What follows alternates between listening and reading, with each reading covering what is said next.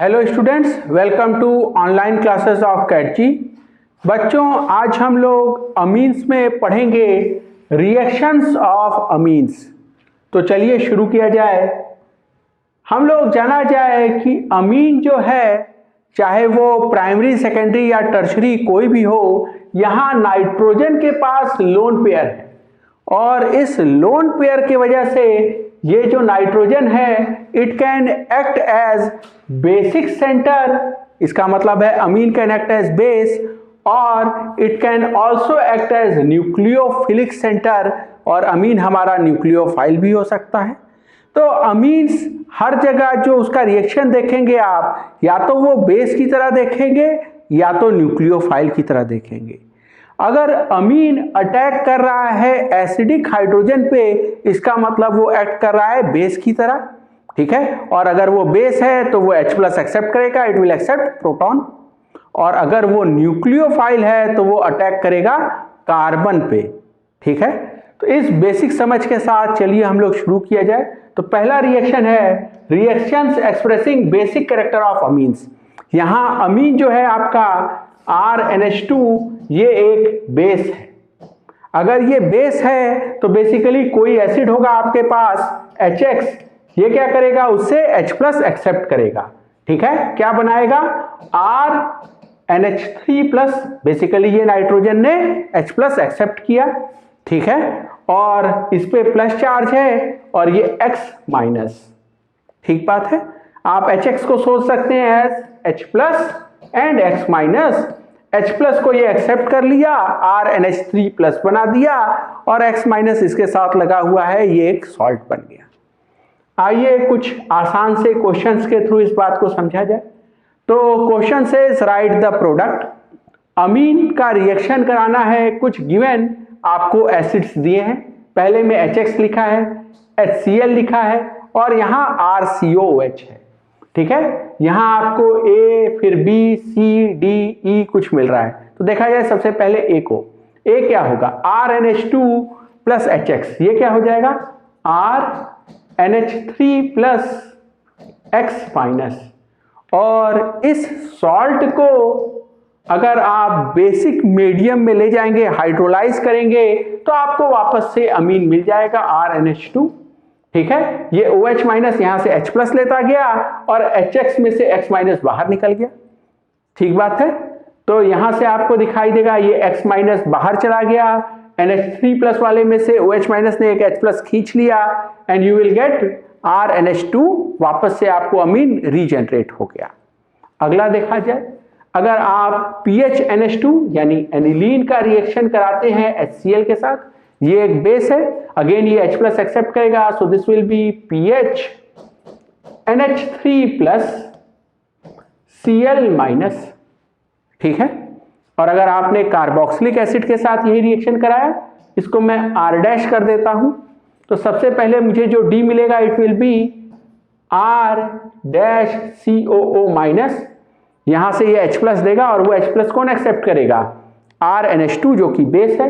तो इस हिस्से से क्या मिल जाएगा आपको, NH3+ R, ठीक है। तो ये एक सॉल्ट मिल गया आपको, और इस सॉल्ट को अगर आप हीट कर देंगे ताकि यहां से H2O बाहर निकल जाए, ठीक है। तो अगर आपने हीट कर दिया तो आपको एमाइड मिलेगा R-CONH-R, ठीक है। तो यहां से H2O बाहर निकल गया। बेसिकली आप सोच सकते हैं कि यहां से 2 हाइड्रोजन और ये एक ऑक्सीजन बाहर निकल गया, आपको एमाइड प्रोडक्ट मिल जाएगा।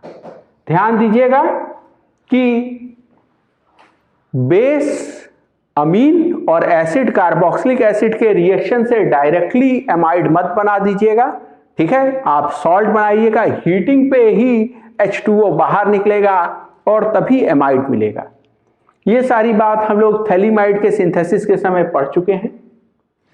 आगे चला जाए और अपना अगला रिएक्शन पढ़ा जाए, एल्काइलेशन रिएक्शन।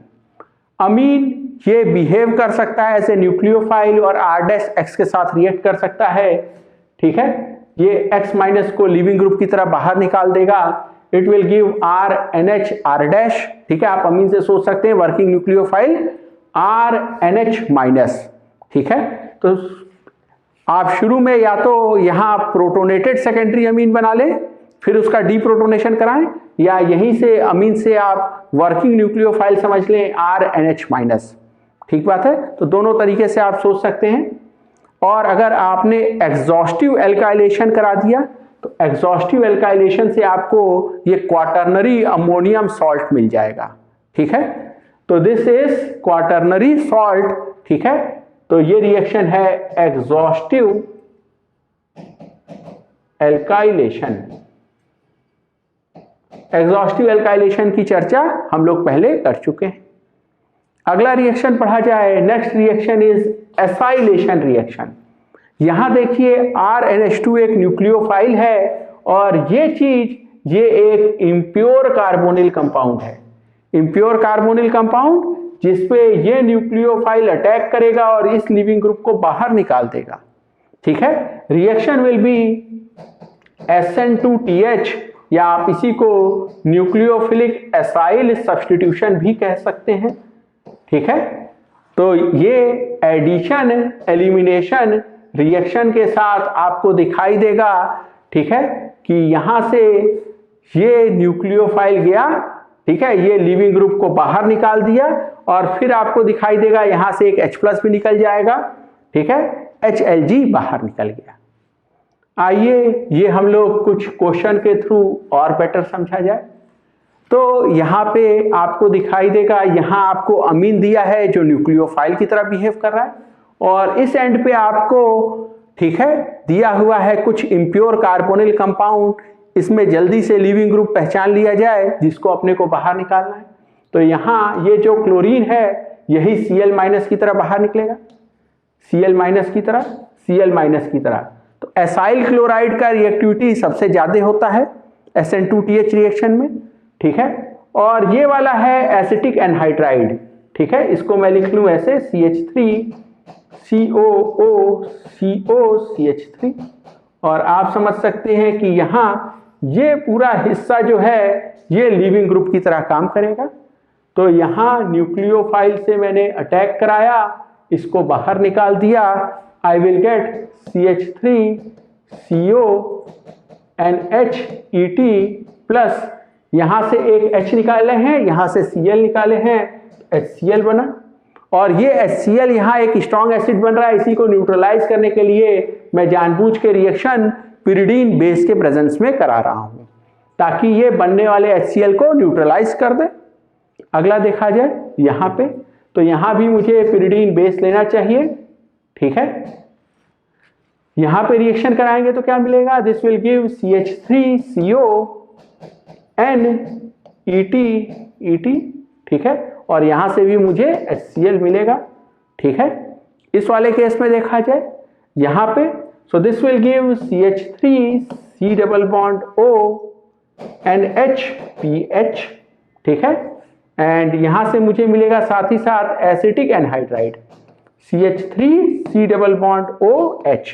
तो बेसिकली ये समझिए ये इतना हिस्सा यहाँ से और यहाँ से एक हाइड्रोजन, ये मिलके एसिटिक एसिड बन गया।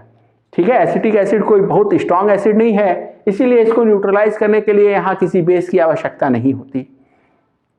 अगला ये वाले क्वेश्चन में, so this will give PHCONHCH3 along with HCl। ठीक है, ये चीज समझ में आया। सारे के सारे केसेस में रिएक्शन क्या है? The reaction is SN2TH। ठीक है, nucleophilic acyl substitution reaction.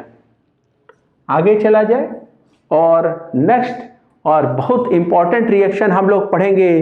This is called as carbylamine reaction. ठीक है, और हॉफमैन आइसोसाइनाइड टेस्ट। इसका नाम हॉफमैन आइसोसाइनाइड टेस्ट क्यों है? क्योंकि इस रिएक्शन से आइसोसाइनाइड प्रोडक्ट की तरह मिलता है जिसका बहुत फाउल स्मेल होता है। ठीक है, तो जैसे ही प्रोडक्ट बनेगा उसके फाउल स्मेल से हम लोग डिटेक्ट कर लेंगे कि जरूर रिएक्टेंट जो है वो हमने प्राइमरी अमीन लिया होगा। तो समझा जाए, this is used for detection of primary amine. ऐसा प्राइमरी अमीन एलिफेटिक भी हो सकता है, ठीक है, एरोमेटिक भी हो सकता है। एलिफेटिक अमीन जैसे कि RNH2 के साथ भी आप रिएक्शन करा सकते हैं, PHNH2 के साथ भी करा सकते हैं। क्या हम रिएजेंट लेते हैं? तो रिएजेंट जो है इस केस में होता है क्लोरोफॉर्म along with इथेनोलिक KOH। ठीक है, तो यहां इथेनॉल सॉल्वेंट में आपने बेस KOH को डिसॉल्व किया है। ठीक है, तो this is chloroform plus alcoholic. ठीक है, एल्कोहल जैसे कि इथेनॉल, ठीक है, सॉल्वेंट में आप डिसॉल्व कर रहे हैं बेस को, तो क्लोरोफॉर्म प्लस एल्कोहलिक बेस के साथ ये रिएक्शन कराते हैं, यही रिएजेंट है। ठीक है, किसका? This is reagent of carbylamine reaction. Reaction के बाद होगा क्या? RNH2 अगर आपने लिया है तो RNC, या अगर आपने PHNH2 लिया है तो PHNC। ठीक है, आइसोसाइनाइड प्रोडक्ट आपको बनेगा जिसका बहुत ही फाउल स्मेल होता है। आइए हम लोग और डिटेल में समझा जाए कि ये रिएक्शन होता कैसे है। तो सबसे पहले जाना जाए कि इस रिएक्शन में हमने जो क्लोरोफॉर्म और बेस लिया है, यहां से हम कराने जा रहे हैं अल्फा एलिमिनेशन।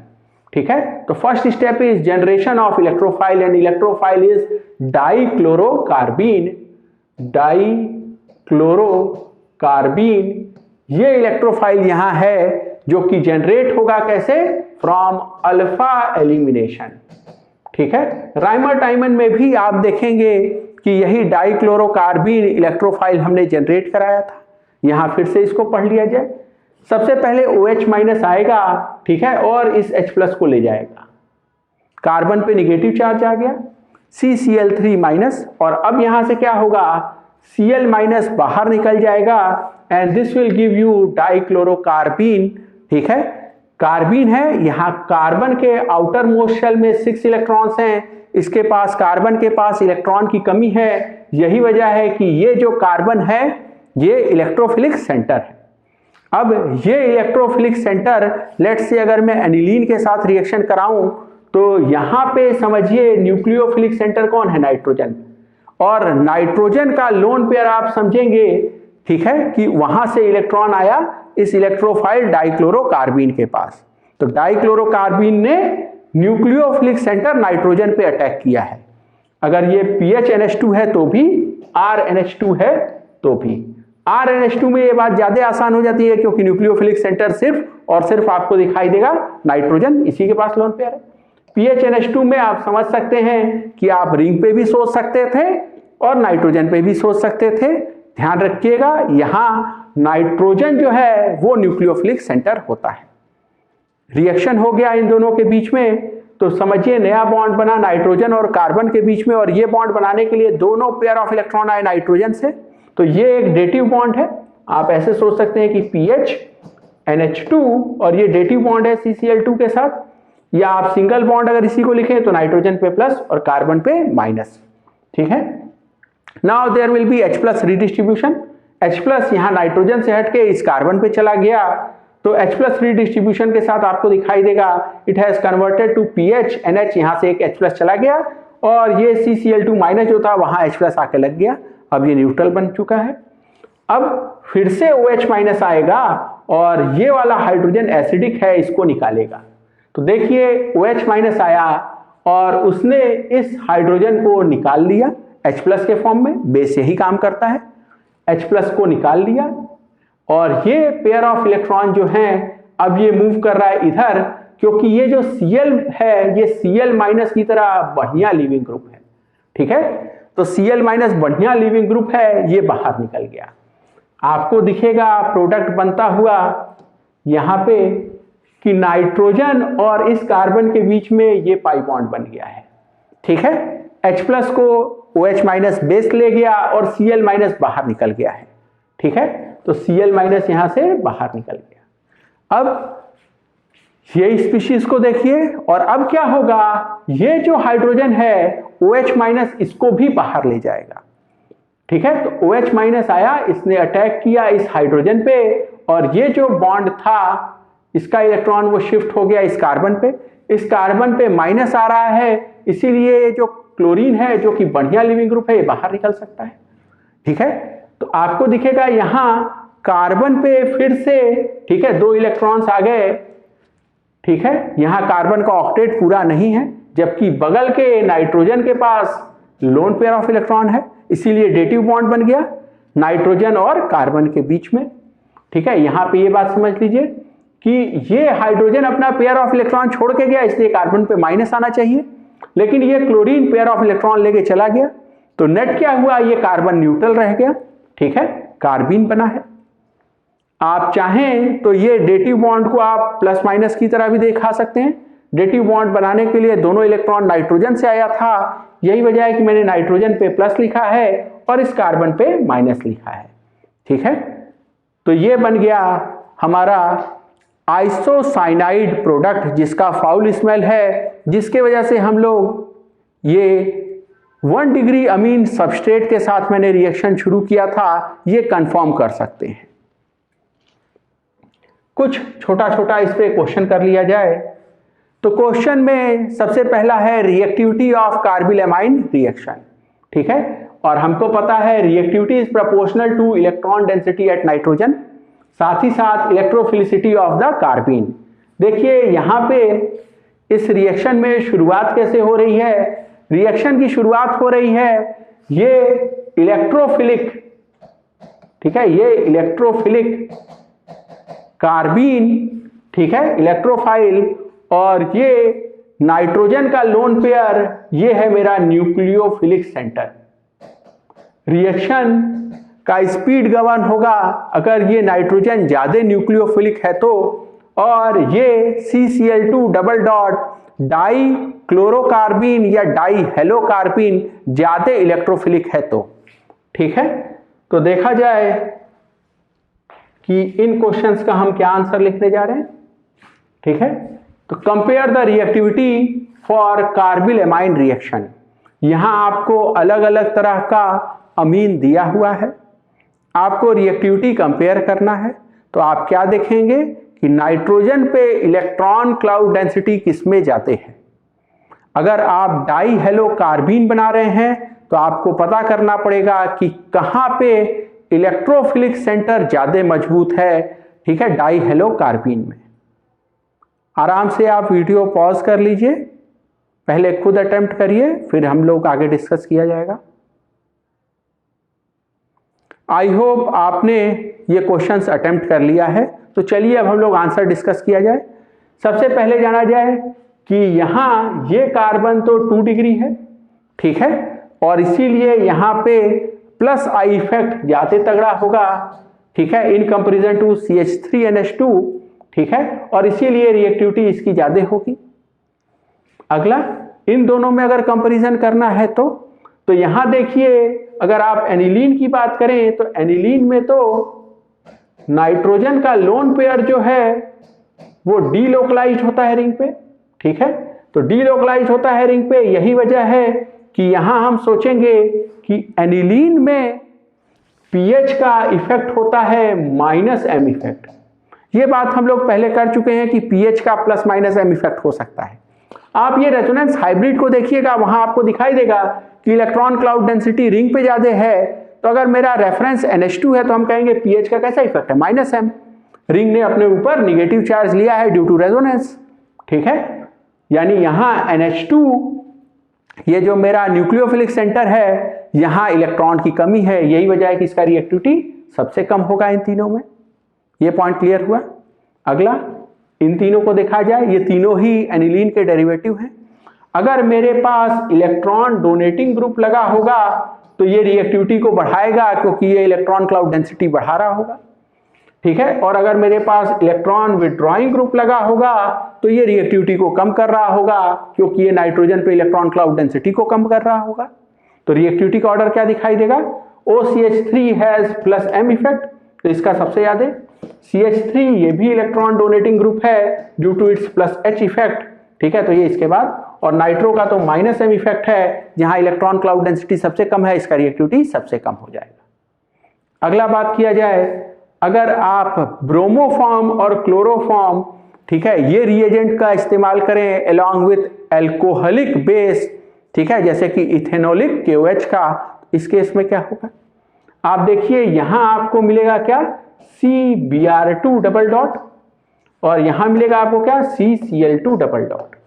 अब यहां कार्बन के पास वैकेंट ऑर्बिटल है जिसमें क्लोरीन अपना बैक बॉन्डिंग के थ्रू इलेक्ट्रॉन क्लाउड को ट्रांसफर कर सकता है। यही वजह है कि ये वाला जो है ये लेस इलेक्ट्रोफिलिक सेंटर होगा, ये कार्बन, क्योंकि कार्बन क्लोरीन के बीच में साइज में कार्बन सेकेंड पीरियड और क्लोरीन थर्ड पीरियड, तो इनके साइज में डिफरेंस कम है, जबकि कार्बन ब्रोमीन के साइज में डिफरेंस बड़ा है। तो यहां बैक बॉन्डिंग कमजोर होगी, यहां बैक बॉन्डिंग कंपैरेटिवली ज्यादा मजबूत होगी। ये कार्बन ज्यादा इलेक्ट्रोफिलिक सेंटर है और यही वजह है कि अगर मैं ब्रोमो फॉर्म के साथ रिएक्शन कराऊं तो ये रिएक्टिविटी यहां पे ज्यादा देखने को मुझे मिलनी चाहिए। ये पॉइंट क्लियर हो गया। तो ये हो गया कार्बिल एमाइन रिएक्शन के बारे में कुछ बात। थोड़ी बात हम लोग कर लिया जाए आइसोसाइनाइड के बारे में जो यहां प्रोडक्ट बना है। तो कुछ आइसोसाइनाइड के रिएक्शन देखे जाएं। अगर मैं RNC, ठीक है, आइसोसाइनाइड को रिड्यूस कर दूं using lithium aluminium hydride, in that case I will get RNH2CH3 2 degree amine as product. ठीक है, अगर मैंने इसका हाइड्रोलिसिस कर दिया, ठीक है, RNC का, तो आप इसको ऐसे समझिए नाइट्रोजन और कार्बन के बीच में ट्रिपल बॉन्ड है। बेसिकली आप ये तीनों बॉन्ड तोड़ दीजिए। ठीक है, एसिडिक मीडियम है इसीलिए बनने वाला RNH2 जो है अमीन वो प्रोटोनेटेड हो जाएगा। ठीक है, RNH3 प्लस मिलेगा। एसिडिक मीडियम है इसीलिए इस कार्बन से बनने वाला, ठीक है, फॉर्मिक एसिड वो अपना एसिडिक कैरेक्टर नहीं शो कर पाएगा, H+ नहीं दे पाएगा, फॉर्मेट आयन में नहीं कन्वर्ट होगा, इनफैक्ट आपको फॉर्मिक एसिड मिल रहा होगा। अगर आपने बेसिक हाइड्रोलिसिस कर दिया तो बेसिक हाइड्रोलिसिस में आपको अमीन मिल जाएगा। ठीक है, क्योंकि यहां ये जो नाइट्रोजन है ये बेसिक सेंटर की तरह काम नहीं कर रहा होगा, सिस्टम में ऑलरेडी OH- मौजूद है, स्ट्रॉन्गर बेस, और जो एसिड बनेगा फॉर्मिक एसिड वो बेस के प्रेजेंस में अपना एसिडिक कैरेक्टर शो करेगा, फॉर्मिक एसिड ना मिलके आपको फॉर्मेट आयन मिल रहा होगा। ठीक है, with this we end today's lecture. Thank you.